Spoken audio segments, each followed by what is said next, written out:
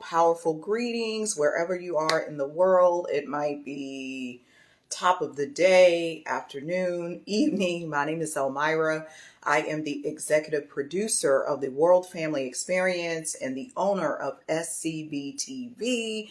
Today we have a groundbreaking conversation with the one and only Fatima Denga. She is all the way from the UK, but has roots. She is born, bred culturally from Zimbabwe. We are having this conversation today because she is one of my friends. We met a couple of years ago. She actually took a class with me and a colleague, my colleague Juliana. It was a dating course, and we just started to have conversations from there. We've never met in person, but that doesn't matter. This is showing you the power of love, the power of communication, the power of unity, the power of community. Oh, we preaching this morning, because listen to that word. This is something I'm always saying to my students. Break apart the words, because when I'm teaching, I teach massage students and I teach them how to pass the massage board exam. So most of the exam is vocabulary. So when you look at community, it's the formation of two different words. Commune, which you know that means come together, and unity also means to come together. So what better word? Come C-O-M, come with us today so you can come and play. This is what we do today. I'm a little tired. I'm a little delirious. I was up in the middle of the night editing one of the pieces for the event coming up on the 29th. Okay, she's saying she's ready. I'm in the room. All you got to do, come on in. Let me, this is some behind the scenes stuff you got to do. I am live. Come on in. What was I saying? Lots of stuff going on in the background, and I'll have to tell you that let me see. Sad development on yesterday. My nephew, hi Fatima, you'll just have to flip your camera around. Let me finish what Hello. I'm saying and then I'll say Hi. hey to you. Sad development on yesterday. My nephew called me and I'm like, he calls me from time to time, but this time he called me and announced, sadly, he's like, my girlfriend's dad passed like suddenly on Saturday. I was like, what are you talking about? I'm in shock. So he's explaining to me he was to be the host of the World Family Experience coming up, and now he can't. And I understand, because that is his family. He's Mhm. 21 years old. He's helping her because she was going to assist him with the preparation as host. And this has to do with what we're discussing today too, going back home, grief. Sometimes there can be grief standing in the way of that story of home, and so you have to be ready for anything in life sometimes, because it's not always our plan. It's not Mhm. always okay. What we think is going to happen is going to happen. So hi Fatima, how are we Hello. today? I am good, thank you. School holidays, I woke up with almost a different mind. I What do you almost forgot. mean? Because it's a school holiday, I just forgot. I almost forgot. Because kids start asking you all these questions and it puts you on a different tangent. Thank goodness I had the reminder in my phone before I committed to something I shouldn't be doing. Yeah, so listen, that I do want to ask you about that, because sometimes children can change our schedule. You know what I mean? You're a mother. I'm not a mother, Mhm. but you do have to get adjusted and accustomed to different things. Their holiday. What's going on here? Do they have this event? Mhm. Are they playing soccer? Are they about to do this? How Yeah. has that how does that play a role in your life, like your daughter's schedule? To be honest, I feel like it controls me. And I'll tell you why I say this, because I'm not with her dad anymore. Yeah. So I'm doing this on my own. So everything that she's committed to do, it means that I'm obligated to be present for it.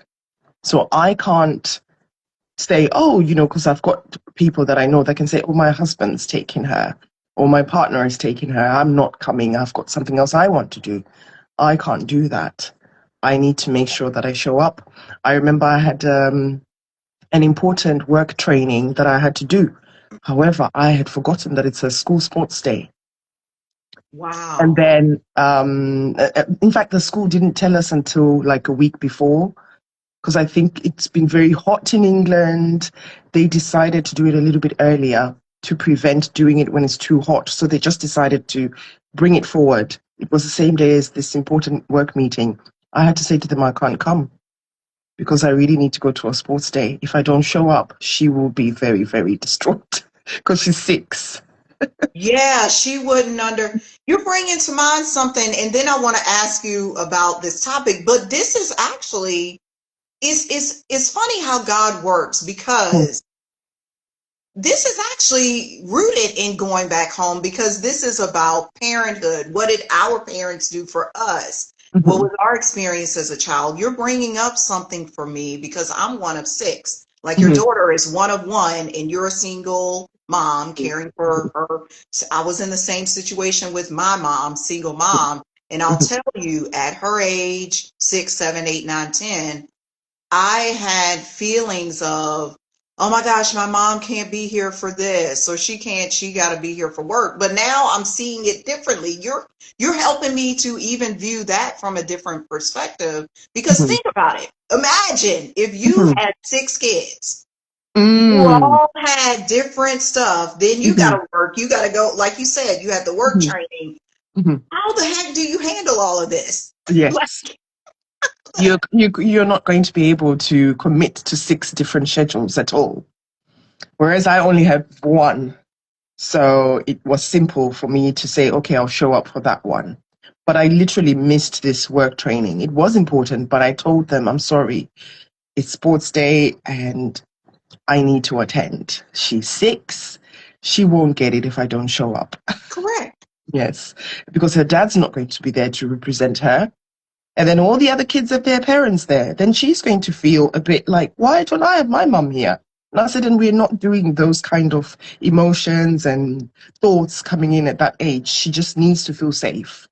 She Right. needs to feel that she's accepted, that she belongs, that she is valued. So I'm going to show up for a sports day. I'm not going to turn up for the 6-hour meeting. I'm sorry. Yeah, and you as a parent had to make a choice, because you're like, do I protect her safety, or do I just show up for this 6 hour? And then the whole time, let's say you did the training, you would be thinking about her anyway and her well-being. So what's the point? Exactly. So I just couldn't. And I said, until she's older and fully understands, especially when they're older and they don't necessarily want their parents there, that's a different story. But when they're young and they think, I need to be performing, my mom needs to be here. And it's a good thing I was there because something actually happened at the sports day that was actually unfair. And she was so distraught. But I was there. I Hmm. actually, oh goodness me, my timer is telling me I've reached my timer. I What's your timer? have got an Instagram timer. Oh, I got that on YouTube, but I be ignoring it. So the Instagram one is coming on now. So what I'm going to do is probably when it switches off, I'll just have to cancel it to say cancel it for the day Okay, because okay. it's very cheeky. It decides to come on now. When you're on here having a good conversation, it's like, why of all times? Because you could have been watching the official passer, which My daughter absolutely loves that man. She's asking to see him every day. me too. I am your daughter. And she's copying the dance. Yesterday we went to the park and she kept saying, Jesus, exactly the way the man does it. Oh my goodness. And she's like, I really like that man. He's so funny. I find them funny too. Okay, I want to ask you something because, of course, you are from Zimbabwe. You're born in Zimbabwe, all of that, and you What age did you all move to the UK? I Did was you move? 18. Oh, you were 18, so you went for like university. Yes. Okay. For some reason, I thought you went earlier, a bit earlier. No, I came to university. I literally arrived so that I could go to the university. And then I got a job after. I came out of the university because I trained as a nurse. Gotcha. And there's always been a shortage of nursing in the UK. They're always recruiting from abroad. So when you are trained by them, it's actually much more important for them to retain you because they've trained you in their own system. Yes. So I just stayed and I started working. And that's how the story goes. I've been here longer than I was in Zimbabwe as as a child. My Wow. adult years have been in England. So do you feel based on that, because of course you are rooted culturally in Zimbabwe, all the things like we've discussed it, like religion and that type of stuff. Do you feel that Zimbabwe is your home or that UK is your home? Or That's a good question.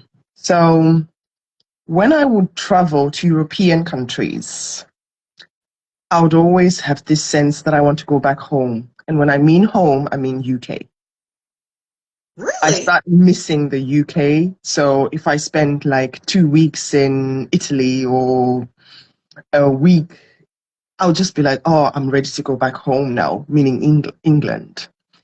When I went to Nigeria, I remember feeling that, okay, now it's time for me to go back home. What I meant is England. But when I'm in England, because I have the nostalgia of Zimbabwe, there is a big sense of me that wants to go back to Zimbabwe. Because obviously that is where I have got memories of childhood. That is where everything about my whole foundational upbringing is in Zimbabwe. When I think of school, when I think of the good times with friendships, it's Zimbabwe that I think of. Hmm. So perhaps there's a part of me that wants and longs for that. Talking about this, because I am a coach, but I still work as a nurse. But what I tend to do now is I work with a lot of elderly people, just making sure that they're okay in their homes Yeah. when they come from hospital. One of the things that I notice a lot of them, when they start to get dementia, they always talk about going back to their childhood home. I noticed that with the lady I used to do hospice care, Miss Rosemary was Mhm. my direct patient. Mhm. She, same thing. All of them, they all say their families start worrying. They're saying, "Can you please help us and support us to make sure we're doing the right thing?" They're absconding at night. You Hmm. can't leave keys in the door. When you ask where are you going, it's their childhood home that they're going to, but they don't realize that this is their home. This is where they've lived for years. And for some reason, it's the home they grew up in that they just want to go back to, that's where their mind is. So I kind of thought there must be something about that part aspect of us as people, because those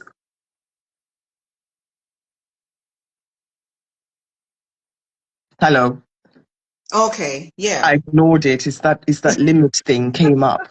Ah, I just think of, the formative years when we're growing up are going to probably be the foundation for us, or the times when you probably felt the safest as a child, the most belonging, the most looked after.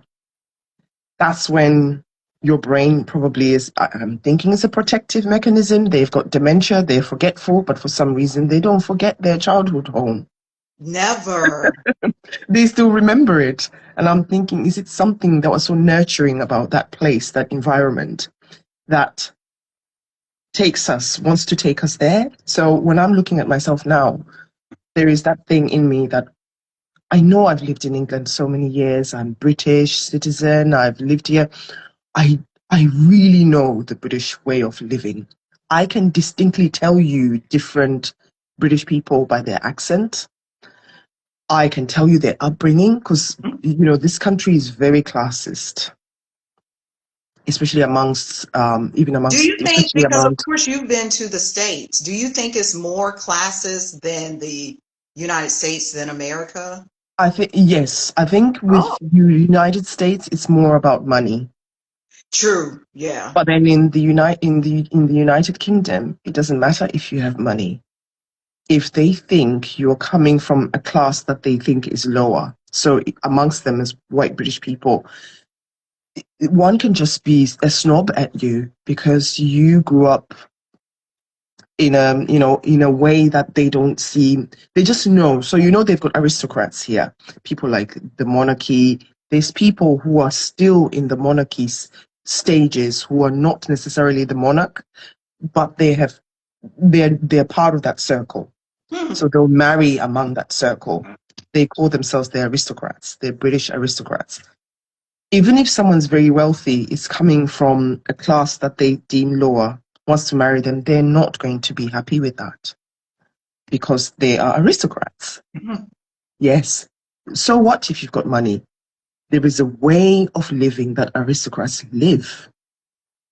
There is a way that there's just something about them, the schools that they go to, the people that they hang around. They're privy to some things that maybe you wouldn't be privy to. They don't want to include you in that. Hmm. So they don't want you to join them. Yes. Wow. And you know what's funny about that, Mhm. Fatima, is here we're Mhm. so enamored with that aristocracy where we will watch stuff like, oh, I want to watch when like Princess Diana was alive. Like we were Mhm. like, oh my gosh, she is so beautiful. We wanted to be her. Or we'll watch all of these princess stories that are modern after the United Kingdom and we're like, yes, I want to be, but what you're speaking about is it's not just based on the money, it's a class system. It's a Like you're class, part of, yes. yeah. And funny enough, you say that. I actually live probably 15-minute drive from where Princess Diana grew up, Hmm. Althorp. Yes, because it's in Northamptonshire where I live. It's so near. Wow. Yes. But you find, because I've worked in the hospital, I can tell an accent. Someone will speak to me and I'll just go, "You're very posh." Hmm. They get a bit embarrassed sometimes because they want to hide it. But there's words that they use. There is a manner that they have. You just know you're talking to a person who grew up in the echelons of upper British society. So some of the doctors will try and hide and say, "Oh no, I'm just ordinary." And I said, "No, you cannot fool me." That's how much I've lived here to know. But when you're talking to these doctors, what's so interesting, you could have another doctor who's white, very good, but because he's from Scotland, they'll say, "Oh, he's not English." So what's wrong? Okay, riddle me this because I want to ask you about that because I was actually just thinking about a guy I know who is from Scotland. He's Mhm, black, mhm, Scottish, but lives in the UK, but loves America. Like, let me tell you, I follow him on YouTube. His name mhm, is what? Eddie. mhm. Eddie the Capitan. He loves hiking, all of that. So he's got this mix of what you're saying. Like that doctor is like, I'm Scottish, I'm not whatever. What are they picking up on? Like if somebody's from Scotland, what's the difference between somebody from Scotland and somebody from the UK? So you can only be, if you're from England, then you're English. If you're from Scotland, you're not. You're Scottish. Oh. But also, it also goes into the class things. People from southern parts of England consider themselves richer. Hmm. And I mean, if you think where London is located, then you go all the way to the coast. Most of those societies are very, very wealthy. So they don't want people just assimilating into that. It's theirs to protect. I see. Yes. So even when I'm signing my census form, it still identifies me as a British citizen who is from an African ethnic background. Oh, so what box do you check? Does it say that African? It says British, then it says British Caribbean or British African or, Oh, or Black other, meaning you're a mix. so that would be me, Yes, but the right? I Black would have to other, check. no, but the Black other is British Black other, meaning you're not necessarily African or you're just a Oh, Black British. Yes, because you've got people who are now just Black British who might not necessarily have any ties to the Caribbean anymore, and they've right. just grown up here. Yes, it still wants to identify which ethnic background you're coming from. So, okay, this relates to what we were talking about and some of the stuff we discussed behind the scenes. So, kind of what this is saying is we all do have a home, even referencing your dementia patients. They want to go back to their childhood home. And I'll tell you, when I have dreams, I don't dream of my house I'm in right now. I Mhm. dream of the 1952 cinder block home, which was my grandparents' house that we grew up in. Mm, mhm, It's mhm, always in that house, wherever there's a dream. So, but let me ask you this, because even on these census forms, and it probably doesn't matter the country, the nation, they want to know what's your country of origin. Where's your home? Because here in the States, they will say, are you Hispanic this? Are you African American? Are you Native American? Are you European American? But here they do the whole like white, black is like serious on mhm, those two, but then they got the little sectors. mhm. Is so what are they trying to say with all of this is what I want to know. Are they telling us to go back home or we really don't have a home in this country? Well, put it this way, I they don't use know. it a lot when they bring up statistics to show you how many people are, when you hear what's happening in the United States now, when they talk about white replacement theory, those are the things that they use because they track the people who've migrated to the UK who are now British citizens and how many children they have. Because you will sign, I have got so many children. And then they look at how many children the white in British people are having. And then they go, oh, we're being replaced through migrant birth rates because they can tell the ethnicity of the parents is not white. Wait a minute, and you see this, I'm just seeing how you see this from another angle because you work in healthcare, you're a nurse. Mhm, So you see the actuality of this being played out. Like you see the variety of patients you deal with. mhm. You witness, is it this number or this number? Who deals with that? Who deals with whatever, this condition, that condition? Well, So in England, they even have on the database for the government, they will have each country that has a population in England and tell you how many people entered the UK, how many live here. Then they will always compare it to the white British population. So they will tell you, I'll give you a country that I know. So Zimbabwe is mine. mhm. Zimbabweans typically have two to three children, but British people typically have two children. So Zimbabweans are having one extra child. So that's too much. Yes, no, they're not critiquing it. They're just saying, then they talk about the way of life of the people. That is on the government website. Nigerians typically have four children. British people typically have two. Oh. So then they can already tell from that these people have more children in comparison to the local white British population. Interesting. Okay, I want to go somewhere else with that because it's bringing to mind. I don't know. Do you know Dr. Frances Cress Welsing? No.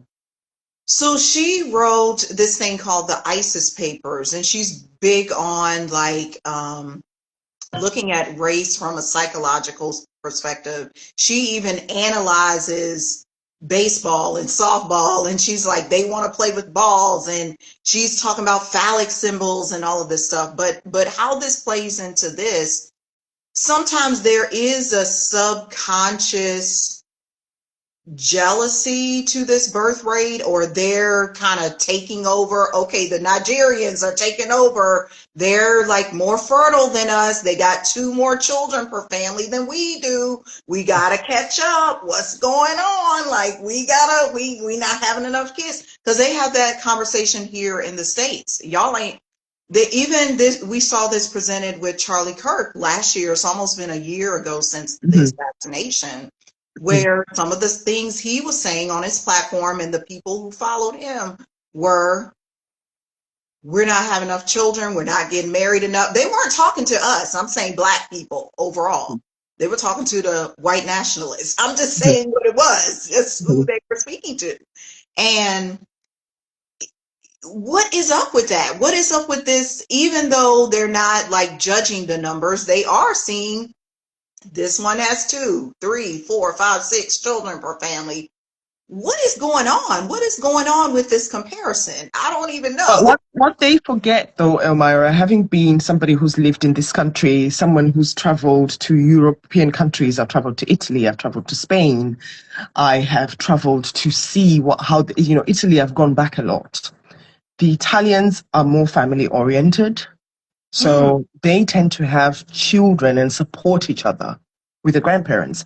The way life Funny you is say in that. England, it's Point. not like that.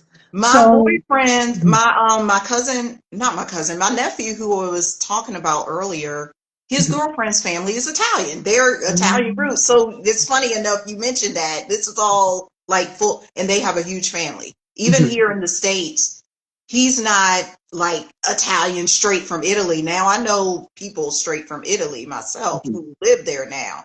But even still, that is rooted in them mhm, living here in the States. mhm, mhm, mhm. Same thing in Spain. When you're in Spain, at midnight along the Spanish coasts, you see midnight grandparents, grandkids all walking along the coast eating ice cream. The shops are open. It's the whole family. You Yeah. don't see that in England. Really? Yes, a lot of elderly people are alone. This is why I have my job, because we're trying to make sure they're okay. So when I'm thinking, I thought it okay, was. Wait a minute. I'm so mind blown. I didn't know, because of course I've never been to the UK. I know people from the UK, and yes. well, you So know, what you then Juliana, get is the countries where the family is everything. They want to have more kids because right? it's all part of the family. It's all part of the culture. They support each other. The countries where it's all about capitalism, it's all about working, it's all about acquiring assets in terms of like houses, money. It's difficult to have children because you won't have the support for a start.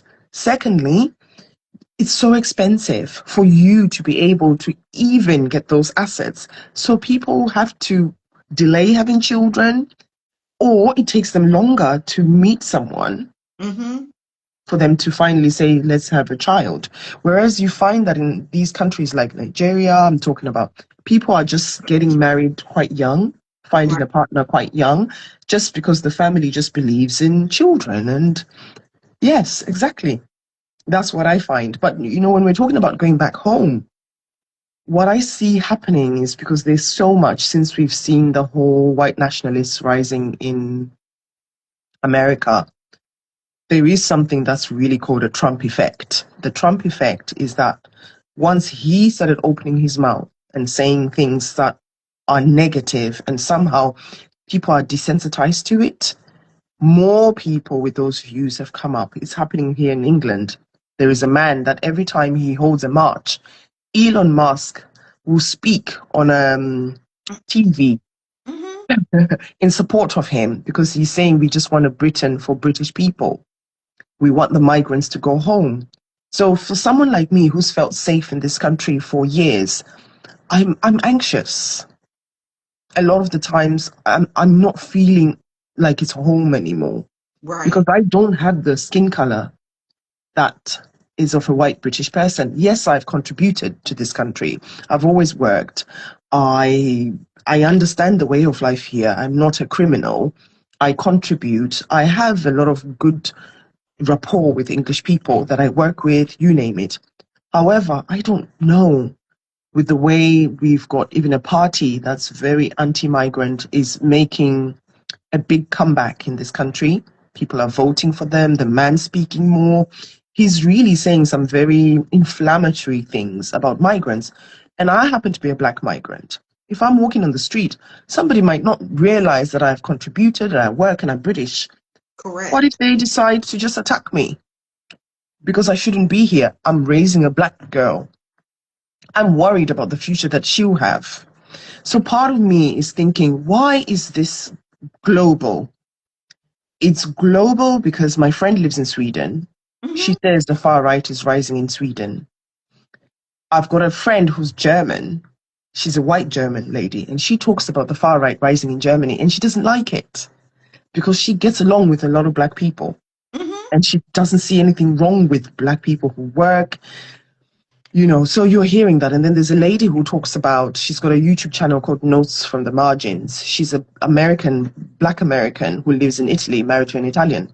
She talks about her kids who are mixed race, half black, half Italian, can't Yeah. feel safe anymore because the far right is the one that's ruling Italy right now. There's a lot of rhetoric that's anti-black people. So this is where the going home feels for me that I feel, when you said some things are subconscious or we don't have any control over them, it almost seems as if the world is shifting into a position whereby there's a call for us to start thinking about going back to our homes of origin, to our countries of origin, as if it's an ancestral call. Mm. Because if you think Talk about more it, about that because that's huge. yes, as if it's an ancestral call. Because if you think about it, we buried people like my grandfather, my grandmother, my auntie, all these, their graves are just there in Zimbabwe. We're not there, but they're part of us. The Mm-hmm. soil of Zimbabwe recognizes us. Why do I say that? A lot of people tell me I was not born in a country, but my parents were born there. The day I landed in that country, I felt like I've touched home. It's as if the soil remembers me because our DNA, I believe, is attached to where we come from. We can choose to say I don't want to live there, of course. So many things can displace us. But I do know that there will always be a longing. And I'll use Israel as an example. As much as the Jewish people were displaced, they still longed back to go to Israel. Mm. They had to have a nation created for them to go back, for them to feel at home. We know that there's a lot of fighting now. But what are they trying to do? They just want to protect their little territory because apparently Israel is very, very small, Yeah. and it's surrounded. So as much as they would have been displaced by during the time of the Nazi invasion into all parts of Europe, you still got them wanting to go back. And then when you look, I work in healthcare. So we have this thing whereby they actually found certain diseases are traced to the Ashkenazi Jewish Mm. bloodline. It doesn't matter what country they're in, people are coming up with these conditions. Wow. And then doctors are going, that's a very Ashkenazi Jewish gene. You must have it. People have been tested and seen to have it. Wow. So there's something about our DNA that recognizes our ancestry. And I feel that this is probably a global shift in the world because a lot of people I know who were so comfortable living in Europe are suddenly starting to consider what it will be like to return to their countries, to live there. They would never had that thought 3 years ago, Mm. but because they are starting to feel the unrest, the upheaval, the sense of displacement in your spirit, in your soul, like, I don't feel settled. I'm not comfortable anymore. Something is telling us this is not home. And we are starting to consider perhaps we need to get ready to go home. And I always think of the Bible when it talks about the Exodus, and I think the Hebrew children finally were told to leave by Pharaoh and they had to go. I think I've read somewhere that it's not necessarily a true story. I don't know. But I just find it so symbolic of the times that we're living that there could be a mass exodus of people back to their countries. You think what's happening in the United States? How many South American people are suddenly having to think about Yep. not being in the United States? Correct. It's Having to go back to Mexico, having to go back to different parts of South America, because it doesn't feel as welcoming as it did before. And the global shift makes me think, could it be an ancestral call that's saying you need to come back to the land? Because again, our land, when you talk about the whole Black American experience, you're talking about, when I think about, I'm more thinking about, what's this word that I'm thinking of? If we leave to go and work for people, like we do in foreign nations, and build those nations, our nations suffer. mm-hmm. You've heard of the brain drain as well, haven't you? Where Yeah. all the most qualified people leave a country to go to a better country, leaving that country struggling. It happened with Malawi a few years ago. They didn't have nurses and midwives. They had to give them incentives to come back. Yes, Wow. because they were leaving to come to the United Kingdom. And I think they actually wrote to the United Kingdom to say, you keep giving them visas. It's draining our healthcare service. And I feel that there is something that's a longing to say, come back, because we cannot fix our own countries if we're not there. There is a growing trend, I don't know if you've noticed on YouTube, of Black African people complaining about Black Africans not rebuilding their own nations and going to Really? Tell me European more countries. about what's going on with that. Like you said, on the African continent. Oh, there is, Donald Trump famously said in his first term that, shithole countries. He also said that the Haitians were eating the dogs, and he said that on us in a speech. I said, did he really just say this? The man, this man. I know. And I heard what he said about the Somalis, and I'm thinking, goodness, Yeah, he did. no. Yeah. But then there's a growing trend of YouTubers who are now saying he is correct to say our countries are shithole. We don't have healthcare. We don't have infrastructure. We don't have systems that work. So that's the reason that he could say that and get away with it. However, you're all in European countries. You're not coming back to the continent with your skills as engineers, as doctors, as nurses, as what are these quantity surveyors? You're not coming back to the continent to fix it. Mm. And the continent is struggling. You need to come back and fix it. So that rhetoric is rising that we do need to go back and fix it. On the other hand, though, African governments, that's where my biggest concern is, because I've lived in Europe.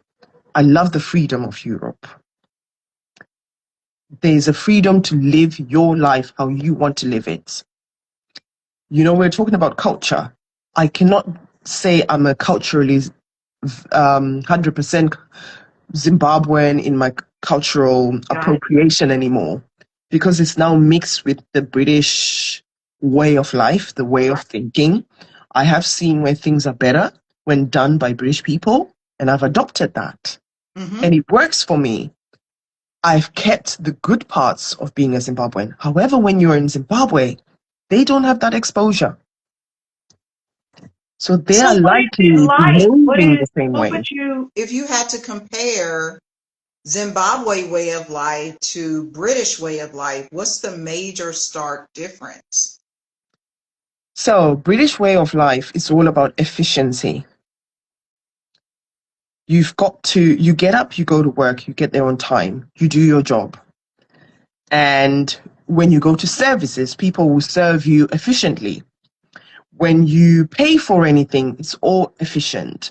So we've, things like our water service, our light service, our electricity service, that's all very efficient because British people make sure that the services are efficient.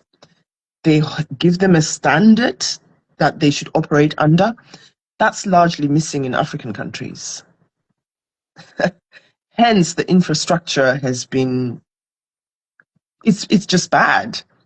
Here, I can give you a good example. If my car gets, if I go over a pothole in the road and I Mm-hmm. write to the local council to say it damaged my car, they can compensate me if there's proof from a mechanic that it is because I went into a pothole. No one hardly looks after the roads in African countries. So But even if you okay, went through a pothole, there's no one to say it's your fault. so what is the ultimate, what's the ultimate goal? Because I can, even though I grew up here in America and you're from Zimbabwe, there are similarities between Black culture. Hmm. So let me just describe what you just said. Hmm. A lot of times we as Black people can be very free, laissez-faire, like I'm just going to show up when I want. I'm going to create what I want. I'm going to make the food the way I want. I'm not going to follow a recipe. You know how we do. Hmm. If the family wants to get together, yeah, there may be order, but if grandma all of a sudden says we're going to do it this way, or we're going to dance. You know how we do when we dance. We just dance freely. There's no Hmm. like you have to do it this way. The Hmm. efficiency you're speaking of. Then on the flip side, if you look at you're speaking of like European, UK, British way of doing things, it's we're going to fix the pothole. You got to show up on time, Fatima. You have to meet your job. Your shift starts at 3 p.m. You must be up. You're going to go to university. You're going to do this. You're going to get married at this time. You're going to get everything is dot. What do you make of that? Is it just culturally this is being free, or is it being reckless? I don't know. Like, what is going on with the infrastructure? I think I think white people, when I look at it, I'll say white people because I think it's a largely white people thing. White people just like to see results. So they Mm, try and test things. gotcha. And I know because I used to be in an interracial relationship for almost 10 years. Yeah. My partner was the type of person, he fixed my car. He didn't know how to fix cars, but he learned. He bought a book and he said, why should we pay a mechanic to do things that maybe I can practice myself? He got Mm. very good at it because for him is try and test it. If it works, can continue doing it. Whereas I find with black people, if it's just that way, it's just that way. Just leave it. Why are you trying to change it? So we get comfortable. I think we do. Because even when I look at my culture sometimes, people really upset me. So that's where I would struggle if I moved to Africa. Because even when I lived in Africa, my friends used to Mhm. say, you're a little bit white. Not saying I'm better. Me too. I'm with you. Yes. Not saying I'm better, but I Right. like to be, if there's a standard that's been set for me to do something, I want to do it that way. I'm with you. I'm on it. Yes. If I can be meticulous, I want to be meticulous. I don't see why as a black person you shouldn't want good things. You shouldn't want things that are done efficiently. That's me. So because I'm like that, when I go to Africa, I would get annoyed that I have to stand in a queue because the person is busy chatting with her friends instead of serving you. She's at a job. She's being paid to work. Yeah, give Why me should my we, the food. customers, be the ones that have to suffer while she's? We've got things to do. We've come there for a service. I don't know what it is that makes. You know what? As you describe this, because I'm hearing you and me and you have similar upbringing and the way of seeing, that's how we connected. Um, So, what I'm hearing you say is because I'm looking at this from a spiritual, like rooted, because that's how I view things. I'm a healer. Mhm, I view mhm, things on a spiritual level, even the ancestral stuff. I feel it, all of that. I even mhm, feel, and I want to point out, as you were speaking about the ancestor, there were orbs around you. There were floaters. You mm, probably couldn't see them, but I saw them. mhm, So that mhm, was some ancestor or ancestor showing up. It happened a few times. Okay, let me get mm. back to this. What Okay. I see happening is a lot of us as Black people don't know who we really are. because we really are particular. We like stuff in order, but culturally, we've been taught to have like this victim mindset. Just accept the way the colonists made it for you. Just why are you trying to, Elmira, why are you trying to rift the boat and put on this big production? You should be working your 9 to 5. Like literally, let me tell you, just right now, what time is it? 8:45 a.m. in the US. Mm-hmm. What other Black person do you know who woke up early to talk to somebody 5 hours ahead? Exactly. They weren't going to do it because the courage isn't there, the bravery isn't there, because we've been taught and told psychologically, you Black person, you need to be down. You need to be beneath us. Who are you to decide what you want to do? Do you know, when you say that, it brings me to another point. I look at Africa and I say to myself, we've had these Black leaders that are incompetent, because you can see by the results that they're incompetent. But now we are being asked to go back. They no longer want us. And I'm thinking, I wonder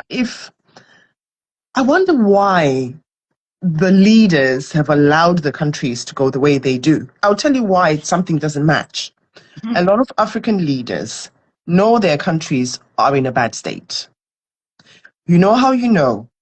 Because when they need healthcare, they don't stay in their own countries. They go to where the best healthcare is. And where are they going? Either UK, Do they go to China, Turkey? Is Turkey Malaysia. one of the places? It's usually China, Malaysia, the United Gotcha. Kingdom. That's where they go to. Switzerland, some of them. They'll stay there for months getting treatment. And I'm thinking, aren't you embarrassed as a leader I should be fully embarrassed. to be treated in a European country because your own country doesn't have the healthcare to look after you? But you're calling yourself a leader, you've got money.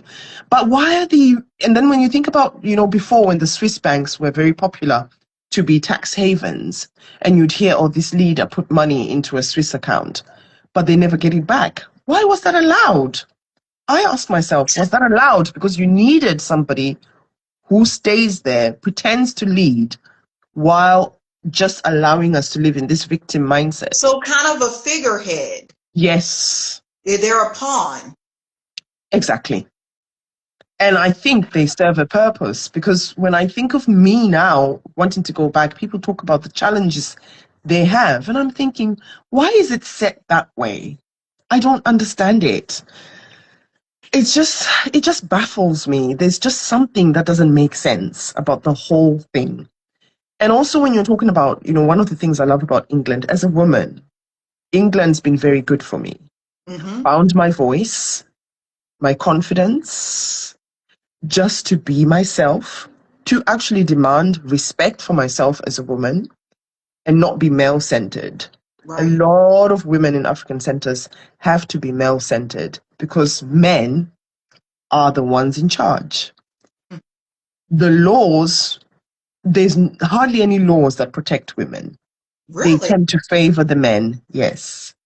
So you find women, we were talking about it with a friend yesterday, they have to lower themselves or behave in ways where they just do what the man wants so that they can get a step in life.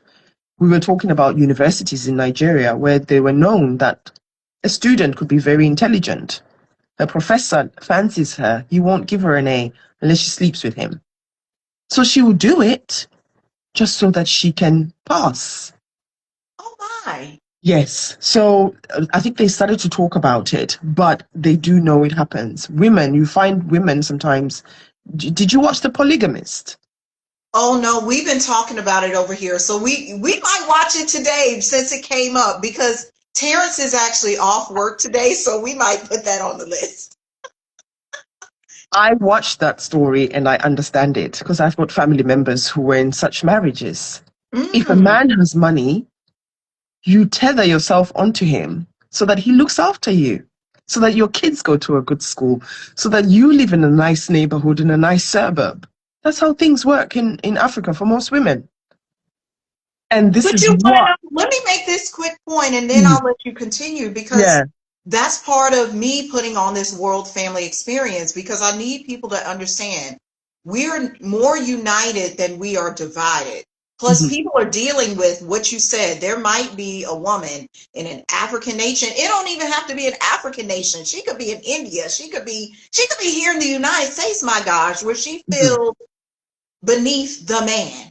Mhm. And let me Mhm. tell you what we are told. I don't know how much of this you hear, but what we're told as Black women in America is y'all are too big for y'all britches. Y'all need to act like the African women. No, this is what we're told, like in the dating. Did you know this? In the No. dating space, men will compare us to, and they say this about all women, just not Black women, but it comes to us as Black women. They'll be like, y'all acting too, y'all owning businesses, y'all doing it, you're being a nurse. What, Fatima, why are you being a nurse? You're too smart, you're too this, you're a confidence coach, you're too much. Now I've been told some of this stuff personally too. You Mm. need to act like what you're describing culturally is what you know in Zimbabwe or Nigeria, Ghana, any of these countries, Malawi, whatever. It doesn't really matter how the women act. They want us to act like those women. And I'm sitting here thinking, so you want me to be a slave? Like literally, that's what they saying. But do you know the after effects or what that does to black men, Elmira? What? If you get a life where you know that, oh, it's easy for me to just get a woman, will you ever aim to improve your life? Bingo. Secondly, if you think about it, if life is such that the way I look at Africa, I've been there, I watch how the men behave. Oh, when I need a meal, I'll just have a woman cook for me, clean my house, do all this for me. Man, listen, you telling me you can't cook your own food? You can't Yes, do the laundry? and I'll pay some poor boy to just clean the yard for me. Do you know how much in what's the word I'm looking for? How Incapacitation? I yeah, don't know. incapacitated these men become? You know how you know? When they no longer have anyone to do these things for them, they can't fix anything. But not only that, you say black people have got this laissez-faire attitude. Mm-hmm. You see it in Africa. They don't have to work hard. They never have to put effort into anything. Because they just believe that they should be someone that should be doing it for them. If it's not a woman, it's just some poor child, some Or poor the boy. government. Yes. We Why have that can't they mentality see collectively here themselves too. Yeah. as in, I am an adult and I'm capable and I can do anything to improve my life? Once Right. you see your life that way, you're never a victim. You will become a contributor to your society. Why Right. am I saying this? Look at the male white chefs who are multimillionaires Yeah, because like they your decided Gordon to cook. Ramsays and Yes, yeah. yes, they decided to. I'm a man, but I'm very good at cooking, and I'm going to teach this skill. And they took it upon themselves to do it. There Mm-hmm. is so much that I see in European countries where I'm thinking there is something weird about African culture wanting to live in these very confined ways of being. And that's what I struggle with the most. And that's probably will be my biggest deterrent. I believe in female empowerment.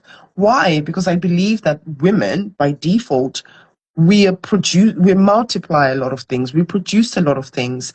We are, but we The need to do men, it. listen, Fatima, the men know that too, because think about it, because you've been married, you understand this. When we get married or we work in a business or we even just show up, let's say I show up to a shop, just my energy multiplies stuff. Like I could just be me. Let me say I just showed up in this dress today. I could bring that shop owner business. A man can't do that. I'm just Yeah. thinking unless he forced it. Yeah. It's we have this essence about it. And think about it, we give birth. I can give birth to 10 Yeah. kids. Like my Yeah. mama gave birth to 6 kids. Like I was just thinking about how profound, funny enough, you brought birth. I was thinking about it last night when I was driving back home, and I just kept thinking about how profound that whole process is. And it's something that's the female body. Can I tell you, I equate women to the earth. mm, I see the earth as a mother, which looks after all of us. And sometimes I look at the way women are treated and disrespected in the same way that human beings can disrespect Mother Earth. We do it all the time. And I'm thinking it's so interesting. So when we're talking about the ancestral call, I wanted to talk about Mother Earth is also our mother, knowing where we all should be. And I almost feel like Mother Earth is asking us to rethink where we call home. Because there's something ancestral in us that relates to where we belong or where we grew up that only we can go and do. So if I'm talking about changing the lives of women, yes, I'm comfortable in the confines of the UK, but really I need to go and change the minds of the women in Zimbabwe. I speak the local And language. you know what? I can see I'm a visionary. I can see you doing that. Like literally, let me tell you what I just saw.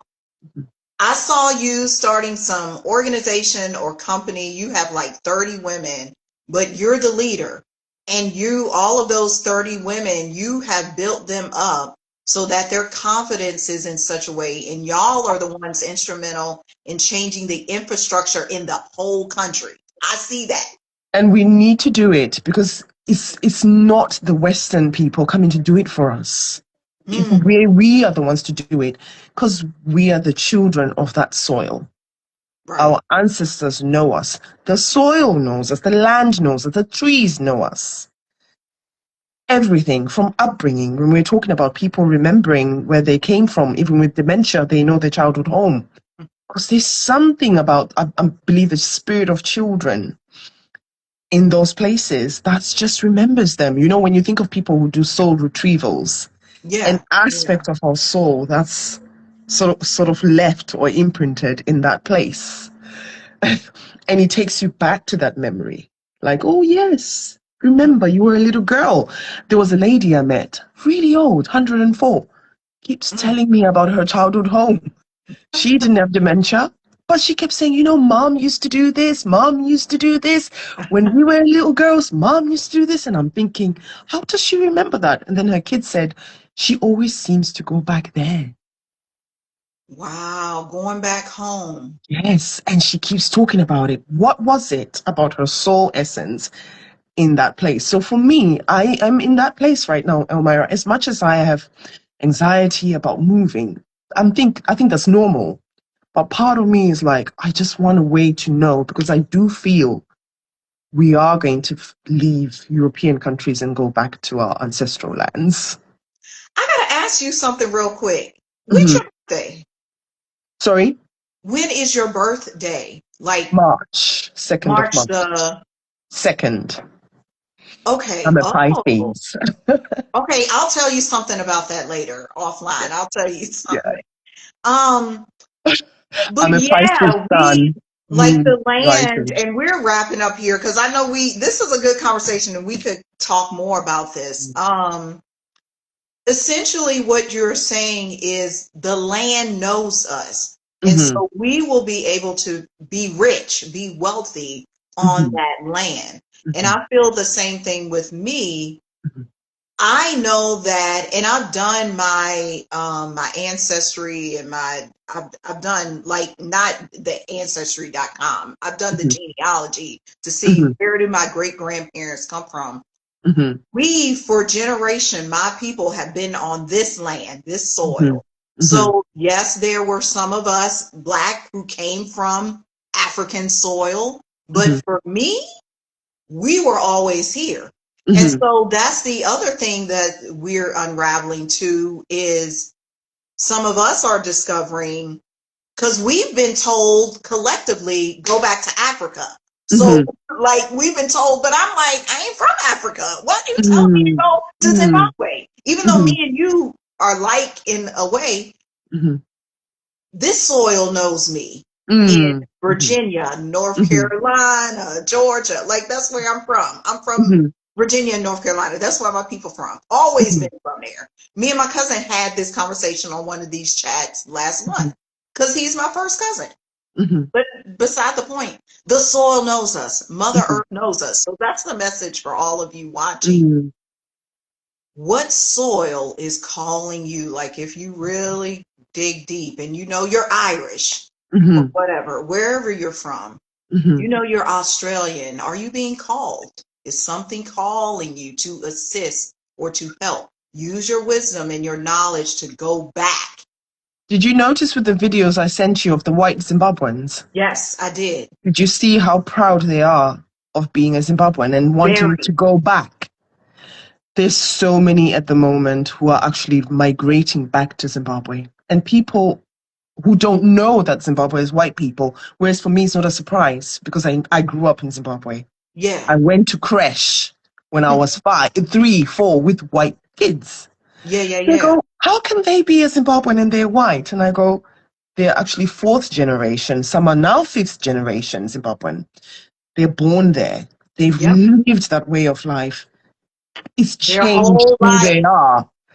They try to come here to Europe, but they've seen that there is something about their soul essence that relates more to being, Zimbabwe. yes, and they've gone back. And it's funny you say that. I think it's the African continent. When I went to Nigeria, as much as I knew it wasn't my home, I felt welcomed by the nation by just Really? landing there because it's Africa.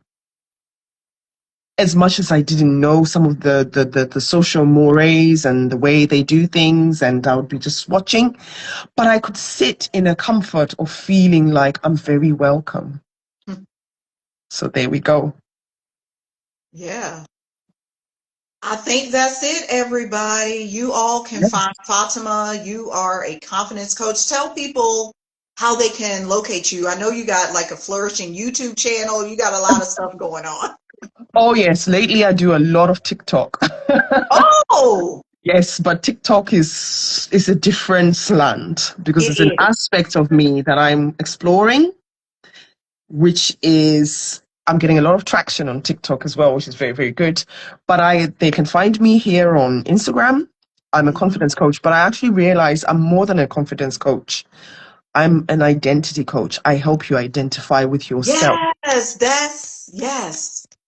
to trust yourself, to know yourself, Hmm. because that's what guides you in life. Elmira, I knew before coming to England that I'm going to England and I wanted to be here. I didn't have the money, but I was here within 3 months of having that thought. 3 months? Yes, That's amazing. yes. My soul directed me, but I've seen what England has done for me, what I needed to discover, what needed to expand, to grow, to evolve, to just be birthed out of me in this place. Hmm. So if I'm going to take it back to Zimbabwe, I am in a place of knowing who I am Yeah. and knowing how I'll fit in there. Yeah, there are challenges there, but I'm sure the guidance that I receive will be guiding me while I'm there. And you can knock down any challenge because I know who you are. You be getting them. Yes. So you can So do there it. you go. Yeah. Well, I appreciate this conversation, everyone. And it was just so you all know, this was kind of the behind the scenes chat of the World Family Experience. Even though Fatima isn't one of the artists, she is an inspiration for this event because me and her have these conversations behind the scenes about the world. How are we all interconnected? It could be women's empowerment. We could be talking about race. We talk about sexism. We talk about religion. But that's all the stuff that people don't want to talk about. But we're discussing it at the World Family Experience and not in a way that you think.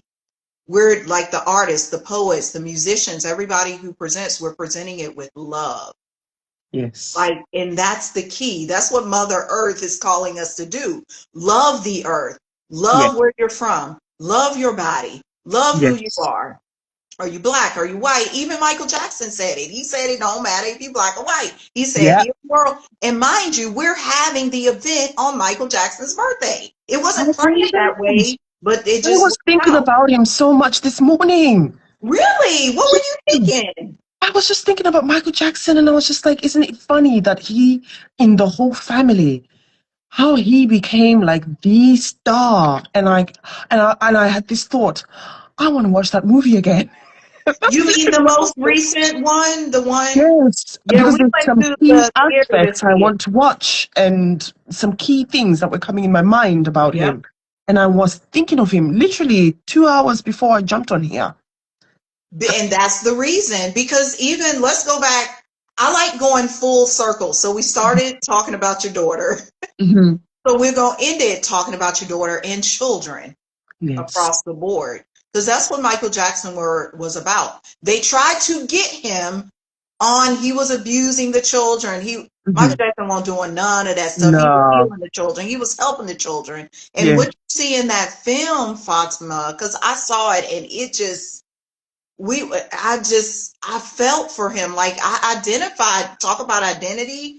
I identified with him as being like the artistic one. All of my family is talented, mind you, but I'm the Mm, one who stands out, who went just like mm, you. You hmm. went to another country. You said, I'm going to do it. 3 months later, you were dead. I did Hmm. all kinds of that shit. Like, Mm, and that was Michael. Michael hmm. said, I'm going to do a world tour. And everybody just Mm. thinking, oh, he's just going to do a little mini world tour. No, Michael said, I'm doing the best world tour you ever did see. And when I stand on the stage, the people are going to be falling out and screaming, and I'm going to have on my military, and I'm going to love, and I'm going to do all that. Like he created, people still model their stuff after him. There will be another Mhm. Michael. Do you know, have you looked at K-pop artists in And Korea not or delved BTS? into it, but I need to because they hitting it. K-pop is on it. But you watch them and you look at their inspiration. I always say to people, whenever I see them, I'm asking myself, gosh, Michael Jackson did so much for the world and the He did it music. all. Like that man, and let me tell you, because this goes back to the cardology too. His card, because he was born on August the 29th, which is coming up, same date as Mm. the World Family Experience. He is a 10 of hearts. What's critical Um, about that card? Number one, it's a heart. Love. What did the really? man do? He loved everybody. But let me tell you what the 10 represents. The 10, you know how in computer numbers you have the zeros and the ones and the zeros and the ones, or Yes, you look at the masculine and the feminine, it yes. brings the whole world together because the one is the masculine, very firm, disciplined. The zero is the feminine. We were talking about birth and the Mm. womb. That's what Michael Jackson represents. That's why, to a lot of people, he was androgynous. And I'll tell you Yeah. who was another 10, but not a 10 of hearts. I love talking about this stuff. Was Prince. Yeah. Prince was another one. When you are a 10 in cardology, you're meant to be like this universal preacher, and you may be ahead of your time because you're bringing together the masculine and the And the feminine in a feminine. way that the world may not be ready for. I love that. Makes sense. And all of the tens, I'll tell you more tens. Shakira is one. Mm, You know mm-hmm. what she do? Yeah, She just all the tens act like yes. this. Yeah, yeah. She's amazing when, especially when she does the World Cup stuff. She's just Yes, shines at totally. that. It's almost I like it's know. made for her. That's the thing. And so to wrap this up, you also are made for something. You already been called. It's just what is going to be the date when you make that move. Because you know Mm, you've been called to go back to Zimbabwe and help to shift. And I'm seeing it on a major way. We're mhm. gonna be hearing about you just like everybody's talking about what's his name? Burkina Faso. What's that man's name? Oh, Abraham Traore. Trahori, yes, Yes, yeah. You see what I mean? How the yes. whole world is looking to him because he's doing something unique in Mm, leadership.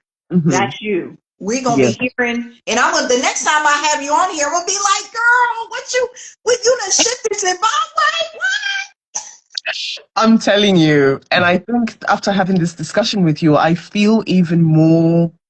It's almost like I've got this where there was anxiety, I'm more calm about it. That if this is the way the ancestors want you to go, You gonna and the follow them. land and the soil is calling you, as you were saying when you were speaking before, certain things just happen.